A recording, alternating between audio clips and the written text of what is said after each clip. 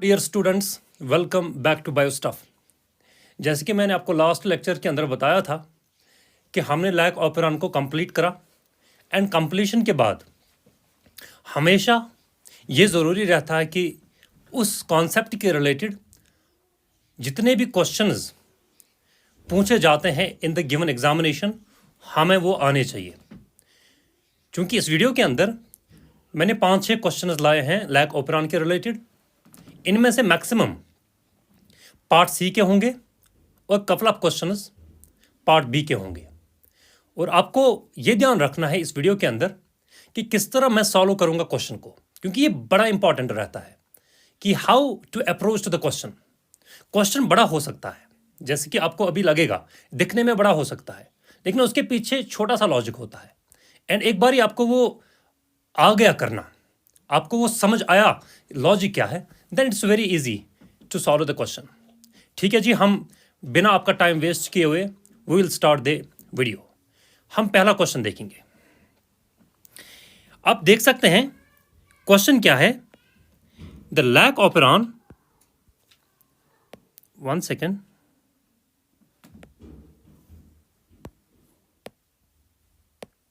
I will take this colour.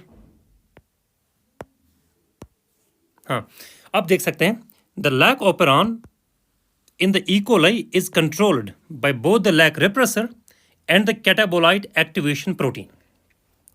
In an in vivo experiment, E. coli के अंदर ही experiment कराया गया है with the lac operon, the following observations are made. अभी तक जो हमने क्वेश्चन पढ़ा it does not make that much sense. बस एक एक्सपेरिमेंट कराया गया है, उस एक्सपेरिमेंट के अंदर कुछ ऑब्जर्वेशंस देखी गई है या बनाई गई है। हम उन ऑब्जर्वेशंस को पढ़ते हैं। First observation, cyclic AMP levels are high. Repressor is bound with the allolactose and CAP यानी catabolite activation protein is interacting with the RNA polymerase. फिर क्या दिया गया है? Which of the following conclusion is the most appropriate based on the above observations? Option number 1, glucose and lactose are present. Option number 2, glucose is present and lactose is absent. Third, both are absent. Fourth, glucose is absent, lactose is present. आपको याद रखना है कि ये part सी का question है और 4 marks के लिए ये क्वेश्चन पूछा जा चुका है। किस तरीके से हमें अप्रोच करना है, देखिए जी। आपको मैंने बताया था कि आपको पहले लेक्चर्स देखने हैं ताकि you can develop the concept, उसके बाद ही you can solve the question. Cyclic AMP levels high है, ये दिया गया है क्वेश्चन के अंदर। मुझे बताएं साइक्लिक एएमपी कब ज्यादा रहता है सेल के अंदर? जब ग्लूकोज की एब्सेंस होती है। आपको मैंने एक कॉन्सेप्ट बताया था कि जब ग्लूकोज एब्सेंट रहता है, मैं आपको यहां पे फिर से दिखा सकता हूं। अगर ग्लूकोज एब्सेंट रहता है, इसकी वजह से सेल के अंदर, बैक्टीरियल सेल के अंदर एक एंजाइम का एक्टिवेशन होता है, एडिनाइलेट साइक्लेस का, बताया है मैंने। और एडिनाइलेट साइक्लेस का मेन काम है एटीपी को साइक्लिक एएमपी में कन्वर्ट करना। So it converts ATP into cyclic AMP. आपको मिला यहां पे साइक्लिक एएमपी। अब कब आपको साइक्लिक एएमपी मिला? जब ग्लूकोज की क्या थी? एब्सेंस। क्योंकि एब्सेंस में ही, ग्लूकोज की एब्सेंस में ही एडिनाइलेट साइक्लेस एक्टिव रहता है और वो एटीपी को साइक्लिक एएमपी में कन्वर्ट करता है। क्वेश्चन के अंदर दिया गया है कि cyclic AMP levels are high. तो कब हो सकता है साइक्लिक एएमपी की लेवल्स हाई? जब ग्लूकोज की एब्सेंस होगी। सो ऑब्जर्वेशन नंबर 1 से हमें यह पता चला कि ग्लूकोज जो है इसकी क्या होगी? एब्सेंस। तभी तो साइक्लिक एएमपी ज्यादा रह सकता है। Observation number 2, repressor is bound with allolactose. मुझे बताएं कब एलोलैक्टोस रिप्रेसर के साथ बाइंड हो सकता है? एलोलैक्टोस तो तभी रिप्रेसर के साथ बाइंड हो सकता है जब लैक्टोस होगा मीडियम के अंदर, क्योंकि एलोलैक्टोस लैक्टोस से ही बनता है। इट मींस अगर लैक्टोस की प्रेजेंस होगी तब जाके ही एलोलैक्टोस बन सकता है, एंड देन एलोलैक्टोस रिप्रेसर के साथ बाइंड कर सकता है। What does it mean? Allolactose की प्रेजेंस हमें रिफ्लेक्ट करता है लैक्टोस की प्रेजेंस, तभी तो एलोलैक्टोस रिप्रेसर के साथ बाइंड कर सकता है।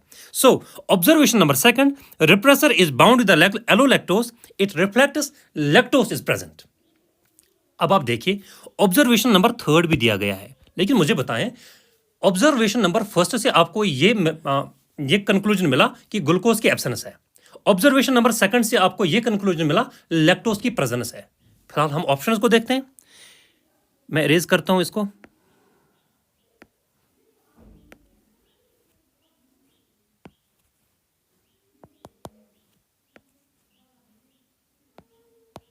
या मैं आपको इस तरह दिखा सकता हूं।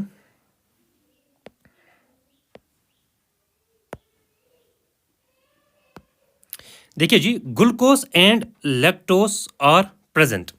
देखिए मैंने क्या बताया, ऑब्जर्वेशन नंबर 1 से हमें मिला कि ग्लूकोज की एब्सेंस है, लैक्टोज की प्रेजेंस है। लेकिन ऑप्शन नंबर 1 पे हमें दिया गया है glucose and lactose are present, तो ग्लूकोज की तो एब्सेंस है, ये तो ऑप्शन हो नहीं सकता। Second option, glucose is present and lactose is absent, इसका रिवर्स है। ग्लूकोज की प्रेजेंस, ग्लूकोज की एब्सेंस होनी चाहिए थी और लैक्टोज की प्रेजेंस होनी चाहिए थी, ये भी ऑप्शन नहीं हो सकता। थर्ड, बोथ आर एब्सेंट, ये भी तो नहीं हो सकता। फोर्थ देखिए आप, glucose is absent and lactose is present. Observation number 1 से हमें यह पता चला कि ग्लूकोज एब्सेंट है, ऑब्जर्वेशन नंबर 2 से हमें यह पता चला कि लैक्टोज की प्रेजेंस है, यही तो हमारा ऑप्शन होगा। So option D is the correct answer. I hope आपको समझ में आया किस तरह हमें अप्रोच करना होता है। आप ये भी देख सकते हैं कि ऑब्जर्वेशन थर्ड हमें पढ़ने की जरूरत ही नहीं पड़ी, या आपको ऐसे ऑब्जर्वेशंस भी देंगे जो कि काम की होंगी ही नहीं, लेकिन आपका टाइम जाया करने के लिए they will provide you the wasteful observations as well. Otherwise observation number first से और सेकंड से आपका आंसर निकल गया। क्वेश्चन नंबर 2, देखिए जी, which of the following conditions will switch on the lac operon. First of all you have to remember part B का question, और 2 नंबर के लिए पूछा जा चुका है। कौन सी ऐसी कंडीशन है जो कि स्विच ऑन करेंगे किसको, लैक ऑपरेरॉन को। कब होता है स्विच ऑन लैक ऑपरेरॉन? लैक्टोज की क्या होनी चाहिए, प्रेजेंस, क्योंकि जब लैक्टोज की प्रेजेंस होगी एलो लैक्टोज बनेगा, एलो लैक्टोज रिप्रेसर के साथ बाइंड करेगा, रिप्रेसर ऑपरेटर से डिटैच होगा, आरएनए पॉलीमरेज आगे की ओर मूव करेगा और ट्रांसक्राइब करेगा स्ट्रक्चरल जीन्स को, जहां से हमें बीटा गैलेक्टोसाइडेज एंजाइम मिलेगा, वो लैक्टोज को तोड़ेगा और उसी को हम कहते हैं कि लैक ऑपरेरॉन चल रहा है। तो लैक ऑपरेरॉन स्विच ऑन कब हो सकता है, लैक्टोज की प्रेजेंस में। फर्स्ट ऑफ ऑल हम देखेंगे कि लैक्टोज की प्रेजेंस किस में है। यहां पे लैक्टोज की प्रेजेंस है, दूसरे ऑप्शन में लैक्टोज की एब्सेंस है, ये तो हो नहीं सकता। तीसरे ऑप्शन में लैक्टोज की प्रेजेंस है, ये हो सकता है। फोर्थ ऑप्शन में लैक्टोज की एब्सेंस है, ये तो हो नहीं सकता। इसका मतलब है ऑप्शन नंबर ए या ऑप्शन नंबर सी में कोई ऑप्शन सही हो सकता है। लेकिन लैक्टोज तो हमें पता चला कि लैक्टोज की प्रेजेंस होनी चाहिए। ग्लूकोज का क्या होना चाहिए? If you want the fast rate of transcription of the structural genus, glucose की एब्सेंस होनी चाहिए कि ग्लूकोज की प्रेजेंस होनी चाहिए? ग्लूकोज की एब्सेंस होनी चाहिए, क्योंकि जब ग्लूकोज की एब्सेंस होगी साइक्लिक एएमपी बनेगा। साइक्लिक एएमपी एज ए को एक्टिवेटर काम करता है फॉर द एक्टिवेटर, तब जाके वो एक्टिवेटर अपने इनहांसर सीक्वेंस पे बैठ के रेट ऑफ ट्रांसक्रिप्शन को इंक्रीज कराएगा। तो लैक्टोज की प्रेजेंस और ग्लूकोज की एब्सेंस, ये जब ये कंडीशन होगी तब जाके लैक ऑपरेरॉन फास्टेस्ट चलेगा। तो what could be the possible answer? Option number 3 इसमें, क्योंकि लैक्टोज की प्रेजेंस है और ग्लूकोज की एब्सेंस है। आई होप आपको समझ में आया। क्वेश्चन नंबर 3, अब देखिए important question. E coli was grown in 3 different experimental conditions. 3 experiment कराए गए हैं। फर्स्ट एक्सपेरिमेंट में क्या करा गया है? It was grown, E. coli was grown in the medium containing glucose as the carbon source. Experiment number first में E. coli को उस मीडियम के अंदर रखा गया है जिसके अंदर glucose as a carbon source उसको मिल रहा है। इन द सेकंड मीडियम के अंदर बोथ ग्लूकोज एंड गैलेक्टोज है। सेकंड एक्सपेरिमेंट के अंदर E. coli को ऐसे मीडियम के अंदर रखा गया है जिसमें ग्लूकोज भी है, गैलेक्टोज भी है, याद रखें। और थर्ड जो है, इस एक्सपेरिमेंट के अंदर हमने ई कोलाई को इन्फेक्ट कराया है किसी फाज से। फाज क्या होता है? एक वायरस होता है जो कि बैक्टीरिया को किल करता है। सो एक्सपेरिमेंट नंबर 1 में ई कोलाई को ग्लूकोज प्रोवाइड कराया गया है। एक्सपेरिमेंट नंबर 2 में both glucose and galactose provide करा गया है।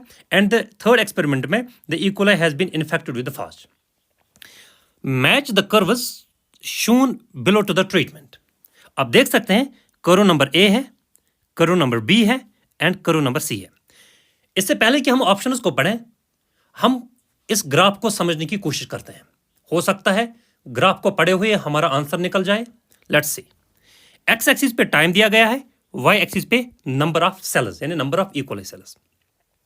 मैं सबसे पहले ग्राफ सी को उठाता हूं। ग्राफ सी को हम पढ़ते हैं।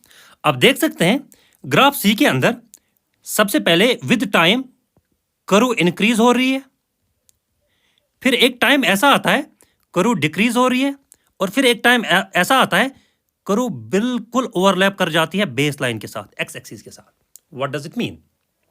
कि इक्वल है जिस मीडियम के अंदर रह रहा है, पहले तो उसकी ग्रोथ हो रही है, एक टाइम के बाद उसकी ग्रोथ डिक्रीज हो रही है, लेकिन एक टाइम ऐसा आया उसकी ग्रोथ जीरो है, कोई सेल ही नहीं बची है मीडियम के अंदर। अब देख सकते हैं कर्व ने बिल्कुल ओवरलैप करा है बेस लाइन के साथ, एक्स एक्सिस के साथ। What does it mean? It means there is not a single cell surviving. कब हो सकता है? इन तीन कंडीशंस में। क्या जब इकोले को आप ग्लूकोज दोगे तब इकोले की सेल्स बिल्कुल मर जाएंगी, ऐसा हो सकता है? या फिर दूसरा एक्सपेरिमेंट, अगर आप इकोले को ग्लूकोज एंड गैलेक्टोज दोगे तब ऐसा हो सकता है? या फिर अगर इकोले को आप बैक्टीरियोफाज के साथ ट्रीट करते हो तब हो सकता है ऐसा? कॉमन सेंस है, जब बैक्टीरियोफाज को हम इकोले के साथ ट्रीट करेंगे, यानी इकोले को बैक्टीरियोफाज के साथ ट्रीट करेंगे, बैक्टीरियोफाज का काम ही है इकोले सेल्स को मारना, एक सेल भी उधर जिंदा नहीं बचेगी।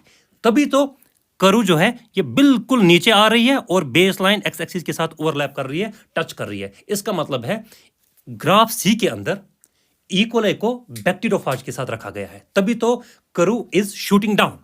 हम अब देखते हैं ये जो है ग्राफ, इसका लेबल है सी, ठीक है। हम देखते हैं अगर किसी ऑप्शन के अंदर सी जो है उसके अंदर दिया गया है कि इकोले को बैक्टीरियोफाज के साथ ट्रीट करा गया है, that could be the possible answer. First option में हम सी का देखते हैं, सी ग्राफ का, सी इज इन्फेक्टेड विद फाज, ये आंसर हो सकता है। सी इज इन्फेक्टेड विद फाज, ये भी आंसर हो सकता है। यहां पे देखो थर्ड ऑप्शन में C is grown in glucose and galactose, अरे भाई ग्लूकोज और गैलेक्टोज के मीडियम के अंदर इकोले सेल थोड़ी मरेगी, ये तो ऑप्शन हो ही नहीं सकता। सी इज ग्रोन इन ग्लूकोज, ये तो इसका फेवरेट कार्बन सोर्स है ग्लूकोज, इसके अंदर थोड़ी मरेगी इकोले सेल। अब देखिए elimination method, option number third, option number 4 को हमने एलिमिनेट करा। अब देखते हैं ऑप्शन नंबर फर्स्ट और ऑप्शन नंबर सेकंड के अंदर कौन सा ऑप्शन सही है। आप देख लीजिए कर्व नंबर फर्स्ट को, इस कर्व को हम देखते हैं। आप देख सकते हो विद टाइम कर्व जो है ये शूट अप कर रही है, उसके बाद थोड़ा सा डिप आ गया, उसके बाद फिर से कर्व ने शूट करा, फिर कांस्टेंट हो गया। रिकॉल, आपको मैंने एक कर्व पढ़ाई थी, डायऑक्सिक कर्व, डायऑक्सिक ग्रोथ। जब मैंने बताया था जब इकोले की मीडियम के अंदर ग्लूकोज भी होता है गैलेक्टोज भी होता है, पहले वो ग्लूकोज को यूज करेगा, शूट अप होगी कर्व, उसके बाद जब ग्लूकोज की कंसंट्रेशन खत्म होगी फिर एक डिप हमें देखने को मिलेगी इन द ग्राफ, क्योंकि तब तक उसको ऑपरेंट चलाना पड़ेगा, एंजाइम्स को बनाना पड़ेगा, उसके बाद वो लैक्टोज को यूज करेगा और फिर से कर्व शूट अप कर जाएगी। लॉग फेज, फिर एक लैग फेज आएगा, फिर लॉग फेज आएगा। इसी को तो हम डायऑक्सिक ग्रोथ कहते हैं या डायऑक्सिक कर्व कहते हैं। किस कंडीशन के अंदर हमें ये देखने को मिला था? जब ग्लूकोज की प्रेजेंस थी और गैलेक्टोज की प्रेजेंस थी। इसका मतलब है कर्व ए जो है ये डायऑक्सिक ग्रोथ है। मैं यहां लिख सकता हूं ये डायऑक्सिक कर्व है। कब देखने को मिलता है? जब ग्लूकोज की प्रेजेंस होती है और गैलेक्टोज की भी प्रेजेंस होती है। इसका मतलब है ए जो कर्व है ये मैच करना चाहिए when medium contains both glucose and galactose. देखिए जी, इसमें लिखा गया है A is grown in glucose only, ये तो नहीं हो सकता। फर्स्ट ऑप्शन में लिखा गया है A is grown in glucose and galactose. देखिए जी, हमारा ऑप्शन ही निकल आया। आई होप आपको समझ में आया किस तरह हमें अप्रोच करना होता है to the questions. So A is grown in glucose and galactose, ये ए कर्व शो कर रहा है, और B is grown in the glucose, ये कर्व नंबर बी है, और C is infected with phage, ये वाली कर्व है जो मैंने सबसे पहले डिस्कस करी। So first option is the correct answer. 4 marks के लिए क्वेश्चन पूछा जा चुका है। क्वेश्चन नंबर नेक्स्ट देखिए जी, म्यूटेशंस पे क्वेश्चन है, पढ़ाया है मैंने आपको mutations. In context to the lac operon, if 2 bacterial strands P1 and P2 with the genotype OCI plus Z minus and O plus I minus Z plus respectively, एक P1 bacterial strand का genotype ये है, ये वाला, P2 bacterial strand का genotype ये है, उसके बाद were used to produce marrow-diploid daughter strand D. ठीक है जी. Which one of the following statements correctly predicts the expression of Z gene beta galactosidase activity in all the three strands? O plus, I plus and Z plus denote the wild type alleles of the respective genes. समझते हैं question को.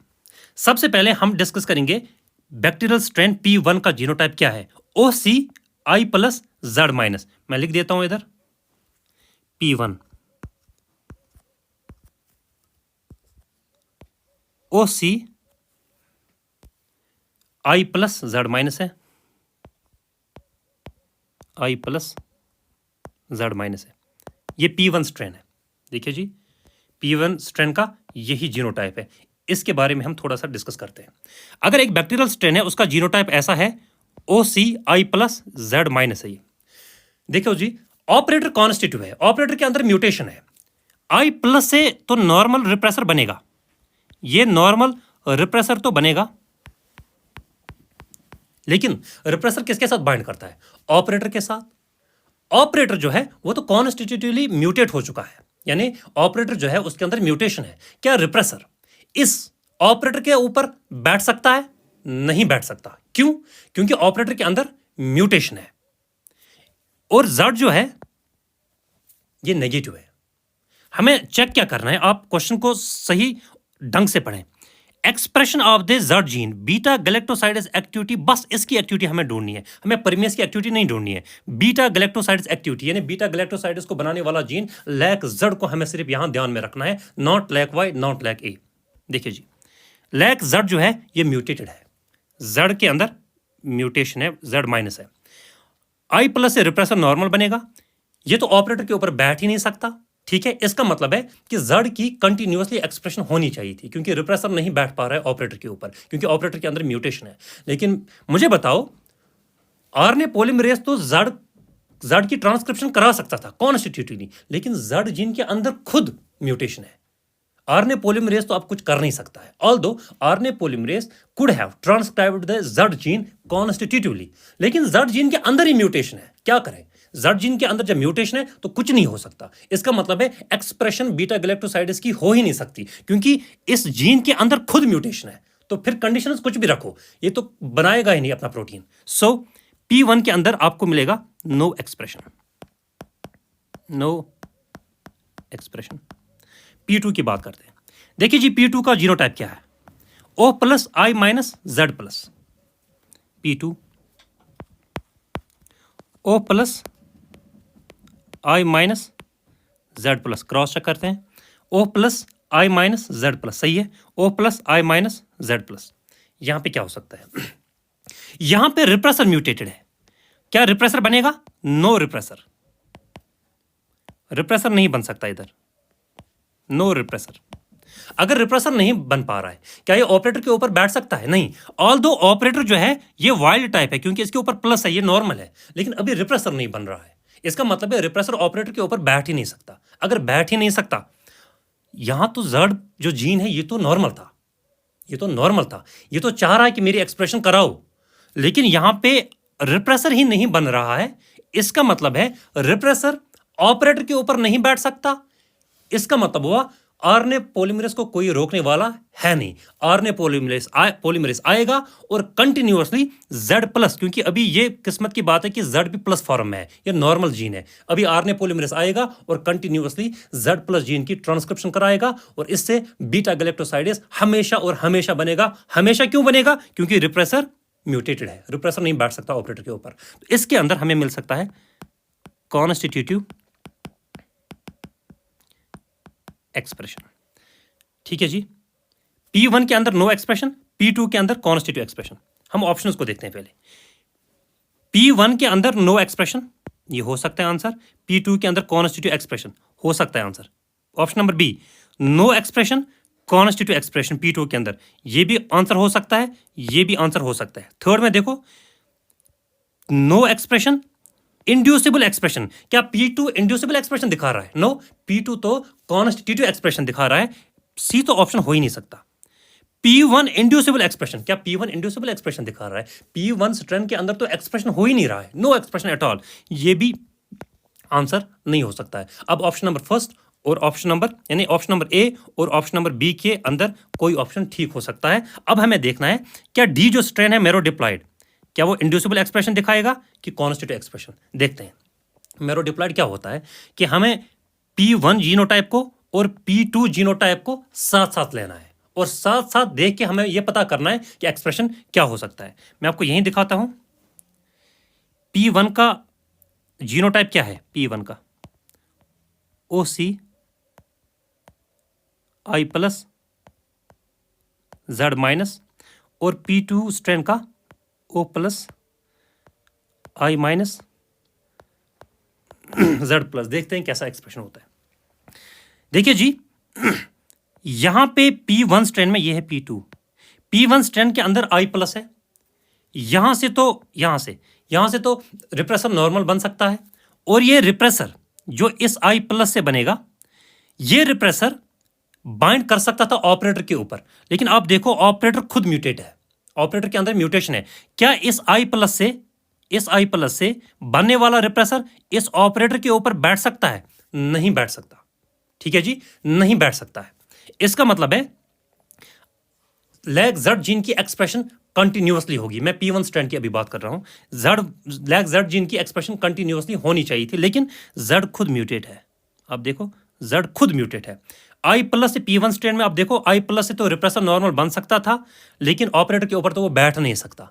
अगर बैठ नहीं सकता lag Z की expression होनी चाहिए थी, लेकिन लैग Z बेचारा खुद म्यूटेट है तो एक्सप्रेशन नहीं हो सकती। फिलहाल P1 P2 में देखो यहां पे I माइनस है, नो रिप्रेसर रिप्रेसर नहीं बनेगा। ऑल्दो ऑपरेटर यहां पे नॉर्मल है और Z जीन भी नॉर्मल है, तो हमें ये मैरो डिप्लॉयड कंडीशन एक गिवन सेल के अंदर लेनी है। हमें दोनों का इफेक्ट साथ साथ देखना है। अब हम इस तरह सोच सकते हैं, इस I प्लस से P1 के अंदर इस I प्लस से P1 के अंदर I प्लस से रिप्रेसर बन सकता है। ठीक है जी, और वो P2 के ऑपरेटर के साथ ये रिप्रेसर, ये जो रिप्रेसर है ये P2 के ऑपरेटर के साथ बाइंड कर सकता है, क्योंकि P1 का जो I है उससे रिप्रेसर बन सकता है। मैंने बोला था ट्रांसएक्टिंग है। ये रिप्रेसर जो P1 I प्लस से निकला या बना वो P2 के ऑपरेटर के साथ बाइंड कर सकता है, क्योंकि P2 का ऑपरेटर नॉर्मल है। अगर बाइंड करा, फिर देखो अगर P1 के I प्लस वाले रिप्रेसर ने P2 के ऑपरेटर नॉर्मल ऑपरेटर के साथ बाइंड करा, इसका मतलब हुआ कि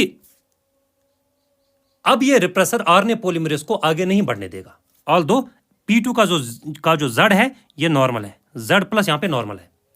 अब कंडीशन क्या होगी, अगर लैक्टोज प्रेजेंट हुआ मीडियम के अंदर, तब वो लैक्टोज इस रिप्रेसर के साथ बाइंड करेगा और इस रिप्रेसर को P2 वाले नॉर्मल ऑपरेटर के साथ बाइंड नहीं होने देगा। उससे क्या होगा, फिर आरएनए पॉलीमरेज आ सकता है और P2 के Z प्लस जीन को ट्रांसक्राइब करा सकता है और बीटा गैलेक्टोसाइडेज बना सकता है। इसका मतलब कंडीशन नंबर फर्स्ट। अब अगर लैक्टोज एब्सेंट हुआ, इसका मतलब हुआ कि एलोलैक्टोज नहीं बनेगा। वो P1 से जो नॉर्मल रिप्रेसर हमें बना I प्लस से, उसके साथ बाइंड नहीं कर सकता। इसका मतलब क्या हुआ कि P1 के अंदर जो I प्लस जीन से नॉर्मल रिप्रेसर बना वो P2 के नॉर्मल ऑपरेटर के साथ बाइंड करेगा और आरएनए पॉलीमरेज को रोकेगा from transcribing the Z plus gene of the P2, क्योंकि P2 के अंदर Z जो जीन है वो नॉर्मल है, तो अभी तो ट्रांसक्रिप्शन नहीं हो सकती। इसका मतलब है लैक्टोज की प्रेजेंस में Z प्लस जीन की ट्रांसक्रिप्शन होगी और लैक्टोज की एब्सेंस में Z प्लस जीन की ट्रांसक्रिप्शन नहीं होगी। ये तो प्रॉपर रेगुलेशन चल रहा है ना, इसी को हम कहते हैं इंड्यूसिबल एक्सप्रेशन।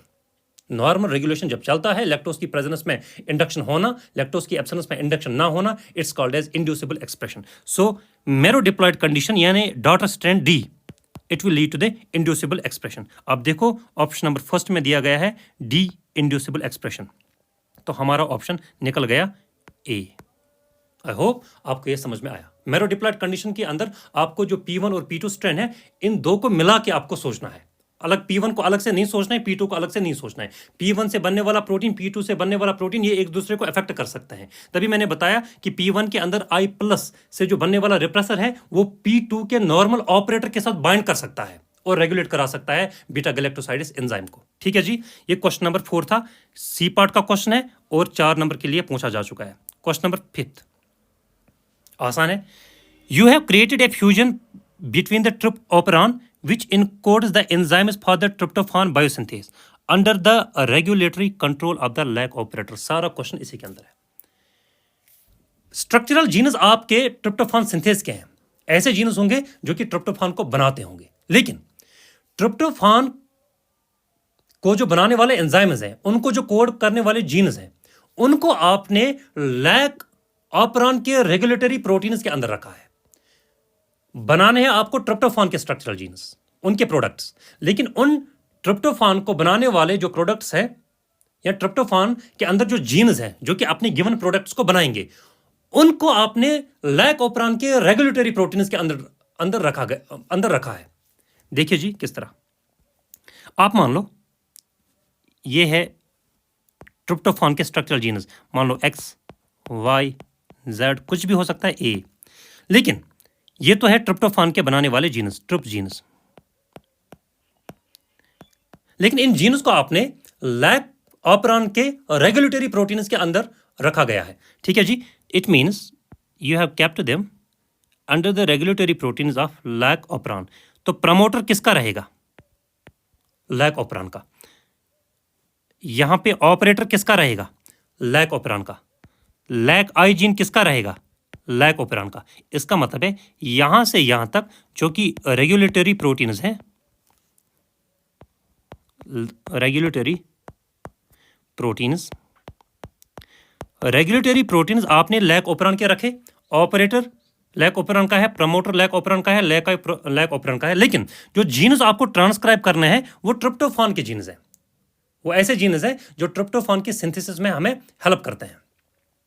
किस तरीके से अब क्वेश्चन पूछा गया है, under which of the following conditions will tryptophan synthase be induced in the strain that carries the chimeric operator fused operons. आपको बनाना है ट्रिप्टोफान सिंथेस, एक एंजाइम है जो कि इन जीन से बन सकता है। मान लो इन जीन से कोई एंजाइम बन रहा है, ये एक ही जीन भी हो सकता था, मैंने 4 जीन्स लिखे, इनसे बनेगा हमें ट्रिप्टोफान सिंथेस। ट्रिप्टोफान सिंथेस आपको किसी तरीके से इस ट्रिप्टोफान सिंथेस को इंड्यूस करना है, ट्रिप्टोफान सिंथेस को बनाना है। कैसे बनाओगे? याद रखें आप कि जब भी आप किसी जीन को किसी रेगुलेटरी प्रोटीन के अंदर रखते हो, इंपॉर्टेंट क्या रहता है कि regulatory proteins actually they decide what is to be made from the structural genes. Keep this in mind. फिर से बता रहा हूं कि रेगुलेटरी प्रोटीन्स ही हमेशा डिसाइड करेंगे स्ट्रक्चरल जीनस को क्या बनाना है। उनको तो इस बात से गरज है कि हमें अपना प्रोडक्ट बनाना है, लेकिन उनसे कौन वो प्रोडक्ट बनाएगा, वो उस जीन के अपस्ट्रीम में रेगुलेटरी प्रोटीन्स किसके हैं, वो उस पर डिपेंड करता है। सो रेगुलेटरी प्रोटीन्स आर इंपॉर्टेंट, ना कि स्ट्रक्चरल जीनस। इन्होंने तो अपना ट्रिप्टोफान सिंथेस बनाना ही है, अब लेकिन इनसे कौन बनवाएगा वो डिपेंड करता है कि इसके अपस्ट्रीम में आपने किसके रेगुलेटरी प्रोटीन्स रखे हैं। किसके रखे हैं हमने? लैग ऑपरान के। तो लैग ऑपरान किससे एक्टिवेट होता है? स्विच ऑन हो सकता है। क्वेश्चन नंबर 2 में हमने देखा, देखिए जी क्वेश्चन नंबर 2 में लैक्टोज की प्रेजेंस और ग्लूकोज की एब्सेंस में, लैक्टोज की प्रेजेंस और ग्लूकोज की एब्सेंस में आप लैग ऑपरान को स्विच ऑन करते हो। जब लैग ऑपरान स्विच ऑन हो गया, अब उस लैग ऑपरान के डाउनस्ट्रीम में आपने ट्रिप्टोफान के जीनस रखे, वो तो उसके भी ट्रिप्टोफान जो जीनस है उनका भी सिंथेसिस करवाएंगे, उनका भी ट्रांसक्रिप्शन करवाएंगे। सो यहां पे काम की बात ये थी कि आपको ये देखना था कि लैग ऑपरान के जो रेगुलेटरी प्रोटीन्स हैं वो किन कंडीशंस में एक्टिवेट होते हैं, ताकि उनके नीचे जो ये ट्रिप्टोफान जीनस है डाउनस्ट्रीम में उनका सिंथेसिस हो सके। सो किस कंडीशन में लैग ऑपरान स्विच होता है? देखिए जी option, only when both lactose and glucose are absent. भाई जब लैक्टोज एब्सेंट रहेगा लैग ऑपरान को चलाने की क्या जरूरत है? ये तो कोई साइंस ही नहीं बना रहा है, गलत ऑप्शन होगा। When both lactose and glucose are present, इसको 1 सेकंड के लिए पॉज में रखो। Third option, when lactose is absent glucose is present. मुझे बताएं अगर लैक्टोज ही एब्सेंट है तो लैग ऑपरान को चलाने में,